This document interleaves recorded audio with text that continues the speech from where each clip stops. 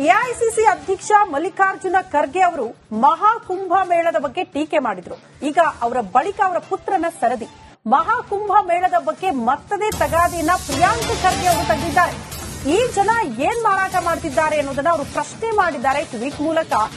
ಸಚಿವ ಪ್ರಿಯಾಂಕ್ ಖರ್ಗೆ ಸಿಪಿಸಿಬಿ ವರದಿ, central pollution board ವರದಿಯನ್ನ ಉಲ್ಲೇಖ ಮಾಡಿ ಟ್ವೀಟ್ ಮಾಡಿದ್ದಾರೆ ಪ್ರಿಯಾಂಕ್ ಖರ್ಗೆ ಅವರು. ಕೇಂದ್ರ ಮಾಲಿನ್ಯ ನಿಯಂತ್ರಣ ಮಂಡಳಿಯ ವರದಿ, ಗಂಗಾ ಯಮುನಾ ನೀರಿನಲ್ಲಿ ಬ್ಯಾಕ್ಟೀರಿಯಾ ಹೆಚ್ಚಾಗಿದೆಯಂತೆ.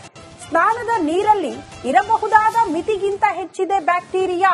ಈ ವಿಚಾರವನ್ನ ಉಲ್ಲೇಖ ಮಾಡಿದ್ದಾರೆ ಪ್ರಿಯಾಂಕ್ ಖರ್ಗೆ ಅವರು. ಮತ್ತೊಂದು ಅಪ್ಡೇಟ್ ಇದೆ ಇದೇ ವಿಚಾರಕ್ಕೆ ಸಂಬಂಧಪಟ್ಟಂತೆ. ಪ್ರಿಯಾಂಕ್ ಟ್ವೀಟ್ಗೆ ಈಗ ತದ್ವಿರುದ್ಧವಾಗಿದೆ ಸಿಪಿಸಿಬಿಯ ವರದಿ. ನೀರಲ್ಲಿ ನಿಗದಿತ ಪ್ರಮಾಣದಲ್ಲಿ ಆಮ್ಲಜನಕ ಇದೆ, ಕೈಗಾರಿಕಾ ತ್ಯಾಜ್ಯ ರಾಸಾಯನಿಕಗಳು ಕಡಿಮೆ ಇದೆ ಅನ್ನುವಂತಹ ರಿಪೋರ್ಟ್ ಇದೆ. ನೀರು ಮಲಿನವಾಗಿರೋದನ್ನ ತಳ್ಳಿ ಹಾಕಿದ್ದಾರೆ ಸಿಎಂ ಯೋಗಿ ಆದಿತ್ಯನಾಥ್. ಪ್ರಿಯಾಂಕ್ ಖರ್ಗೆ ಟ್ವೀಟ್ಗೆ ಹಲವರು ಈಗ ಆಕ್ರೋಶವನ್ನು ವ್ಯಕ್ತಪಡಿಸಿದ್ದಾರೆ. ತ್ರಿವೇಣಿ ಸಂಗಮದಲ್ಲಿ ಸ್ನಾನ ಮಾಡಿದವರಿಂದ ತಿರುಗೇಟು ನೀಡಲಾಗಿದೆ. ನಮ್ಮ ನಂಬಿಕೆ ನಮ್ದು, ಸನಾತನ ಒಗ್ಗಟ್ಟನ್ನ ಟೀಕೆ ಮಾಡಕ್ ಹೋಗಬೇಡಿ ಅಂತ ಕೆಲವರು ನೆಟ್ಟಿಗರು ಆಕ್ರೋಶ ವ್ಯಕ್ತಪಡಿಸಿದ್ದಾರೆ. ನಾವು ತ್ರಿವೇಣಿ ಸಂಗಮದ ನೀರನ್ನ ಸೇವಿಸಿದ್ದೇವೆ, ನಮಗೆ ಈ ತನಕ ಏನೂ ಆಗಿಲ್ಲ, ವಾಂತಿ ಭೇದಿ ಸಮೇತ ಕಾಡಿಲ್ಲ, ನೀವೇಗ ಅದನ್ನ ಟೀಕೆ ಮಾಡ್ತೀರಿ ಅಂತ ನೆಟ್ಟಿಗರು ಕೂಡ ಆಕ್ರೋಶವನ್ನು ವ್ಯಕ್ತಪಡಿಸಿದ್ದಾರೆ.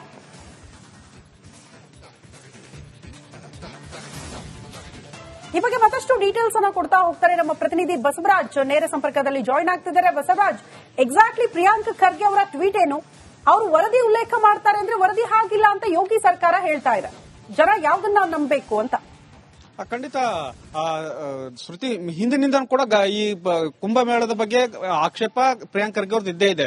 ಮೊದಲು ದೊಡ್ಡ ಖರ್ಗೆ ಅಂದ್ರೆ ಮಲ್ಲಿಕಾರ್ಜುನ್ ಖರ್ಗೆ ಅವರು ಆ ನೀರಲ್ಲಿ ಮುಳುಗೋದ್ರ ಬಗ್ಗೆ ಆಕ್ಷೇಪವನ್ನು ವ್ಯಕ್ತಪಡಿಸಿದ್ರು. ಆ ಬಳಿಕ ಸ್ವತಃ ಡಿಸಿಎಂ ಡಿಕೆ ಶಿವಕುಮಾರ್ ಅವರು ಕೂಡ ಈ ಒಂದು ಕುಂಭಮೇಳದಲ್ಲಿ ಸ್ನಾನ ಮಾಡಿ ಬಂದಾಗ ಕೂಡ ಅದನ್ನ ಅವರಿಗೆ ಅಲ್ಲಿ ಸಮಾಧಾನ ಸಿಗ್ತಿದೆ ಅಂದ್ರೆ ಹೋಗಿದ್ದಾರೆ ಅನ್ನುವಂತ ಮಾತುಗಳನ್ನ ಹೇಳ್ತಾ ಹೋದ್ರು. ಆದ್ರೆ ಇಲ್ಲಿ ಆನ್ಲೈನ್ ಅಲ್ಲಿ ಗಂಗಾಜಲ 100 ml ಸಿಗ್ತಾ ಇದೆ ಅನ್ನುವಂಥದ್ದು ಒಂದು ಟ್ವೀಟ್ ಅನ್ನು ಮಾಡಿ ಇದರಲ್ಲಿ ಏನ್ ಸೇಲ್ ಮಾಡ್ತಾ ಇದ್ದಾರೆ ಇವರು ಅನ್ನುವಂಥದ್ದನ್ನ ಕೂಡ ಒಂದು ಪ್ರಶ್ನೆ ಎತ್ತಿದ್ದಾರೆ. ಅಂದ್ರೆ ಇದು ಒಂದು ರೀತಿಯಲ್ಲಿ ವಿಷವನ್ನ ಸೇಲ್ ಮಾಡ್ತಾ ಇದ್ದಾರೆ ಅನ್ನುವಂಥದ್ದು ಒಂದಷ್ಟು ವರದಿಗಳನ್ನ ಉಲ್ಲೇಖ ಮಾಡಿ ಅವರು ಒಂದು ಟ್ವೀಟ್ ಅನ್ನ ಮಾಡಿರ್ತಕ್ಕಂಥದ್ದು. ಆದ್ರೆ ಒಂದಷ್ಟು ವರದಿಗಳು ತದ್ವಿರುದ್ಧವಾಗಿ ಖರ್ಗೆ ಅವರ ವಿರುದ್ಧವಾಗಿ ಇದ್ರೂ ಕೂಡ ಇವರು ಪದೇ ಪದೇ ಹಿಂದೂಗಳ ಭಾವನೆಗೆ ಧಕ್ಕೆ ತರ್ತಕ್ಕಂತಹ ಮತ್ತು ಹಿಂದೂಗಳು ಯಾರು ಆ ಒಂದಷ್ಟು ಆಸ್ತಿಕರಿದ್ದಾರೆ ಅವರ ಭಾವನೆಗೆ ಧಕ್ಕೆ ತರ್ತಕ್ಕಂಥ ವಿಷಯಗಳನ್ನೇ ಪ್ರಶ್ನೆ ಮಾಡ್ತಾ ಇದ್ದಾರೆ.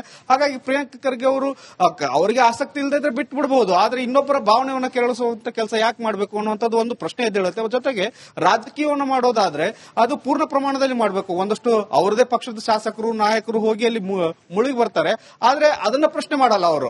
ಆದ್ರೆ ಬೇರೆಯವರು ಯಾರೆಲ್ಲ ಹೋಗ್ತಾರೆ ಅದನ್ನ ಪ್ರಶ್ನೆ ಮಾಡ್ತಕ್ಕಂಥ ಕೆಲಸವನ್ನ ಪ್ರಿಯಾಂಕ್ ಖರ್ಗೆ ಅವರು ಮಾಡ್ತಾ ಇದ್ದಾರೆ. ಹಾಗಾಗಿ ಇದರ ವಿರುದ್ಧ ಒಂದಷ್ಟು ಆಸ್ತಿಕರು ಧ್ವನಿಯನ್ನು ಎತ್ತುವಂತ ಕೆಲಸಗಳು ಮುಂದಿನ ದಿನಗಳಲ್ಲಿ ಆಗ್ತದೆ ಮತ್ತು ಪ್ರಿಯಾಂಕ್ ಖರ್ಗೆ ಅವರು ಒಂದು ನಡೆ ಮೇಲೆ ಆಗಬೇಕು. ಯಾಕಂದ್ರೆ ಅವರು ಈಗಾಗಲೇ ಎಡಪಂಥೀಯವಾಗಿ ಅವರು ಹೋಗ್ತಾ ಇದ್ರು ಕೂಡ ಒಂದಷ್ಟು ಪ್ರಶ್ನೆಗಳು ಅವ್ರು ಎದ್ದೇ ಹೇಳುತ್ತೆ, ಅದನ್ನಾದ್ರೂ ನೆಟ್ಟಿಗೆ ಮಾಡಬೇಕು ಅನ್ನುವಂಥದ್ದು. ಯಾಕಂದ್ರೆ ಕಾಂಗ್ರೆಸ್ ಪಕ್ಷ ಲೆಫ್ಟ್ ವಾಲ್ ಆಯ್ತಾ ರೈಟ್ ವಾಲ್ ಸೆಂಟ್ರಲ್ ಅಂತಾರೆ, ಆದ್ರೆ ಅವರ ನಾಯಕರು ಅದನ್ನ ಬೆಂಬಲಿಸಿಕೊಂಡು ಹೊರಟಾಗ ಅದಕ್ಕೆ ಪ್ರಶ್ನೆ ಮಾಡಲ್ಲ. ಇನ್ನುಳಿದಂತಹ ನಾಯಕರ ಪ್ರಶ್ನೆ ಹೋದಾಗ ಮಾತ್ರ ಈ ತರದ ಪ್ರಶ್ನೆಗಳು ಎದ್ದೇಳ್ತಾ ಇರೋದ್ರಿಂದ ಪ್ರಿಯಾಂಕ್ ಖರ್ಗೆ ವಿರುದ್ಧ ಒಂದಷ್ಟು ಆಕ್ರೋಶಗಳು ಈಗ ವ್ಯಕ್ತವಾಗ್ತಾ ಇರತಕ್ಕಂಥದ್ದು. ಶ್ರುತಿ, ಪ್ರಿಯಾಂಕ್ ಖರ್ಗೆ ಏನ್ ಮಾಡಬೇಕಿತ್ತು ಅಂದ್ರೆ ನಿಜವಾಗಿ ಟ್ವೀಟ್ ಮಾಡುವಾಗ ಕೇವಲ ಇಷ್ಟು ಮಾತ್ರ ಅಲ್ಲ, ಅವ್ರೇನ್ ಮಾಡಬೇಕಿತ್ತು, ಕೆಪಿಸಿಸಿ ಅಧ್ಯಕ್ಷರೇ ಏನ್ ಮಾಡ್ತಾ ಇದ್ದೀರಿ, ಕೆಪಿಸಿಸಿ ಮಹಿಳಾ ಅಧ್ಯಕ್ಷೆ ಸೌಮ್ಯ ರೆಡ್ಡಿ ಅವರೇ ಏನ್ ಮಾಡ್ತಾ ಇದ್ದೀರಿ, ಸ್ಪೀಕರ್ ಯುಟಿ ಖಾದರ್ ಅವರೇ ಏನ್ ಮಾಡ್ತಾ ಇದ್ದೀರಿ ಅಂತ ಹಾಕಬೇಕಾಗಿತ್ತು. ಹಂಗಾಕಿದ್ರೆ ಅದಕ್ಕೊಂದು ಅರ್ಥ.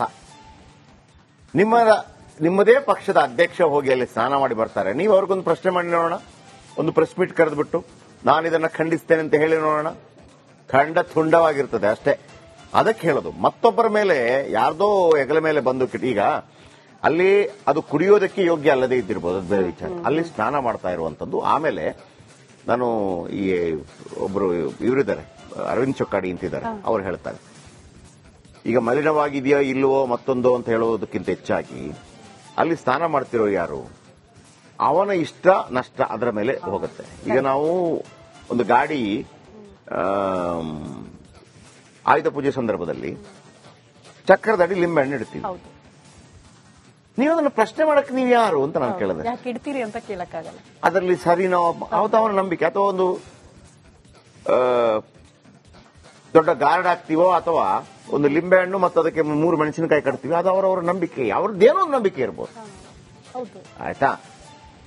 ಹಾಗೇನೆ ಎಲ್ಲಾ ಧರ್ಮಗಳಲ್ಲೂ ಅವರವರ ನಂಬಿಕೆ ಇದೆ. ನೀವು ಕೇವಲ ಕೆಲವರ ನಂಬಿಕೆಗಳನ್ನ ಮಾತ್ರ ಯಾಕೆ ಪ್ರಶ್ನೆ ಮಾಡ್ತೀರಿ ಅಂತ ನನಗೆ ಕೇಳೋದು. ಈಗ ಕ್ರಿಶ್ಚಿಯಾನಿಟಿಯಲ್ಲಿ ಮತಾಂತರ ಅಂತ ಇರುತ್ತೆ, ನೀವು ಯಾಕೆ ಪ್ರಶ್ನೆ ಮಾಡಲ್ಲ ಅದನ್ನ?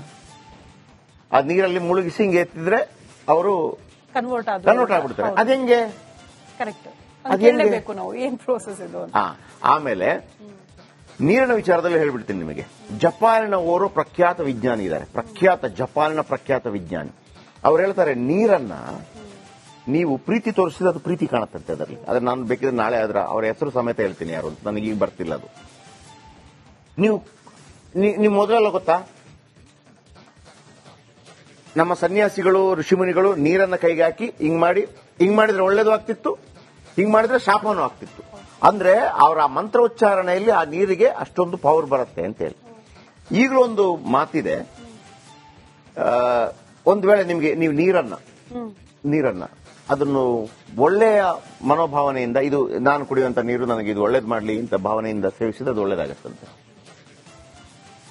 ಅಂದ್ರೆ ಮನಸ್ಸಿತರ ಮಾರ್ಗ ಅಂತ ನಾವು ಹೇಳ್ತೀವಲ್ಲ, ನೀವು ಹೆಂಗ್ ಅದನ್ನ ನೋಡ್ತೀವಿ ಅದರ ಮೇಲೆ ಹೋಗ್ಬೇಕು ಅಂತ. ನಾನು ನಾಳೆ ನಿಮಗೆ ಆ ಜಪಾನ್ ಸೈಂಟಿಸ್ಟ್ ಅವರು ಅದನ್ನು ಕಂಪ್ಲೀಟ್ ಆಗಿ ಇದು ಮಾಡ್ತಾರೆ. ಅಂದ್ರೆ ಒಂದು ನೀರಿಗೆ ಪ್ರೀತಿ ತೋರಿಸೋದು, ಒಂದು ನೀರಿಗೆ ಕೋಪ ತೋರಿಸೋದು, ಒಂದು ನೀರಿಗೆ ಕ್ರೋಧ ತೋರಿಸೋದು, ಆಮೇಲೆ ಇದನ್ನ ಮೈಕ್ರೋಸ್ಕೋಪ್ ಅಡಿಯಲ್ಲಿಟ್ಟಾಗ ಆ ನೀರಿನಲ್ಲಿ ಬದಲಾವಣೆಗಳಾಗತ್ತೆ ಅಂತ ಹೇಳಿ ಸೈಂಟಿಫಿಕಲಿ ಪ್ರೂವ್ಡ್. ನನಗೆ ಹೆಸರಿಗೆ ಬರ್ತಾ ಇಲ್ಲ, ಬಟ್ ಖಂಡಿತವಾಗ್ಲೂ ಹೇಳ್ತೀನಿ. ಡಿಸಿಎಂ ಡಿಕೆ ಶಿವಕುಮಾರ್ ಮಹಾಕುಂಭದಲ್ಲಿ ಪುಣ್ಯ ಸ್ನಾನ ಮಾಡಿದ್ರು, ನಾನೊಬ್ಬ ಕಟ್ಟರ್ ಹಿಂದೂ ಅನ್ನೋ ಸಂದೇಶವನ್ನ ಆ ಮೂಲಕ ಸಾರಿದ್ರು. ಇದೀಗ ಅದೇ ಡಿಸಿಎಂ ಡಿಕೆ ಶಿವಕುಮಾರ್ ಮತ್ತೊಂದು ಹಿಂದೂ ಅಸ್ತ್ರ ಪ್ರಯೋಗ ಮಾಡಿದ್ದಾರೆ. ಏನದು? ಆ ಕುರಿತ ರಿಪೋರ್ಟ್ ಇಲ್ಲಿದೆ ನೋಡಿ.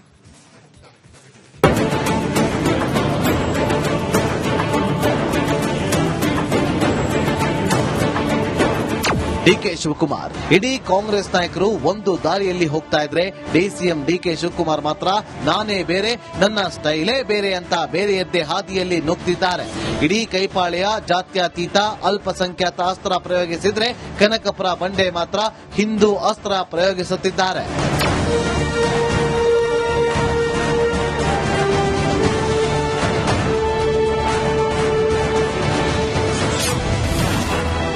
ಆಗ ಮಹಾಕುಂಭ ಮೇಳದಲ್ಲಿ ಡಿಕೆಶಿ ಪುಣ್ಯಸ್ನಾನ, ಈಗ ಮಹಾಶಿವರಾತ್ರಿಯಲ್ಲಿ ಈಶ್ವರ ಜಪ. ನಿಜ, ಖುದ್ದು ಎಐಸಿಸಿ ಅಧ್ಯಕ್ಷ ಮಲ್ಲಿಕಾರ್ಜುನ್ ಖರ್ಗೆ ಅವರೇ ಮಹಾಕುಂಭ ಮೇಳದ ಪುಣ್ಯ ಸ್ನಾನವನ್ನ ಟೀಕಿಸಿದ್ರು. ಆದ್ರೆ ಇದ್ಯಾವುದಕ್ಕೂ ಕೇರ್ ಮಾಡದ ಕನಕಪುರ ಬಂಡೆ ತ್ರಿವೇಣಿ ಸಂಗಮದಲ್ಲಿ ಪುಣ್ಯ ಸ್ನಾನ ಮಾಡಿದ್ರು. ಅಷ್ಟೇ ಅಲ್ಲ, ಟಿ ನರಸೀಪುರದಲ್ಲಿ ನಡೆದ ಕುಂಭಮೇಳದ ತ್ರಿವೇಣಿ ಸಂಗಮದಲ್ಲಿ ಮಿಂದೆದ್ದಿದ್ರು. ನಾನೊಬ್ಬ ಕಟ್ಟರ್ ಹಿಂದೂ ಅನ್ನೋ ಸಂದೇಶ ಸಾರಿದ್ರು. ಇದೀಗ ಡಿಸಿಎಂ ಡಿಕೆ ಶಿವಕುಮಾರ್ ಮತ್ತೊಂದು ಹಿಂದೂ ಅಸ್ತ್ರ ಪ್ರಯೋಗಿಸಿದ್ದಾರೆ.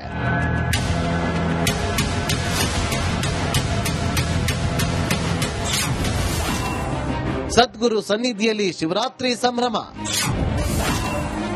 ಏಷಾ ಫೌಂಡೇಶನ್ ಅಲ್ಲಿ ಡಿಕೆಶಿ ಶಿವಜಪ. ತಮಿಳುನಾಡಿನ ಕೊಯಂಬತ್ತೂರಿನಲ್ಲಿರುವ ಸದ್ಗುರು ಜಗ್ಗಿ ವಾಸುದೇವ್ ಅವರ ಈಶಾ ಫೌಂಡೇಶನ್ ಅಲ್ಲಿ ಶಿವರಾತ್ರಿ ಸಂಭ್ರಮ ಮನೆ ಮಾಡಿದೆ. ಇಂದು ರಾತ್ರಿ ಇಡೀ ಶಿವನ ಆರಾಧನೆ, ಜಪ, ತಪ, ಮಂತ್ರ ಪಠಣೆ, ಸಾಂಸ್ಕೃತಿಕ ಕಾರ್ಯಕ್ರಮ ನಡೆಯಲಿದೆ. ವಿಶೇಷ ಅಂದ್ರೆ ಈ ಮಹಾಶಿವರಾತ್ರಿಗೆ ಡಿಸಿಎಂ ಡಿಕೆ ಶಿವಕುಮಾರ್ ಹಾಗೂ ಕೇಂದ್ರ ಗೃಹ ಸಚಿವ ಅಮಿತ್ ಶಾ ವಿಶೇಷ ಅತಿಥಿಗಳಾಗಿ ಭಾಗಿಯಾಗುತ್ತಿದ್ದಾರೆ.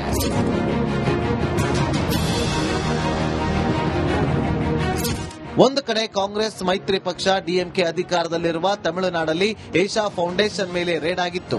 ಆದ್ರೀಗ ಅದೇ ಈಶಾ ಫೌಂಡೇಶನ್ಗೆ ಡಿಸಿಎಂ ಡಿಕೆ ಶಿವಕುಮಾರ್ ವಿಶೇಷ ಅತಿಥಿಯಾಗಿ ಭಾಗಿಯಾಗಲಿದ್ದಾರೆ.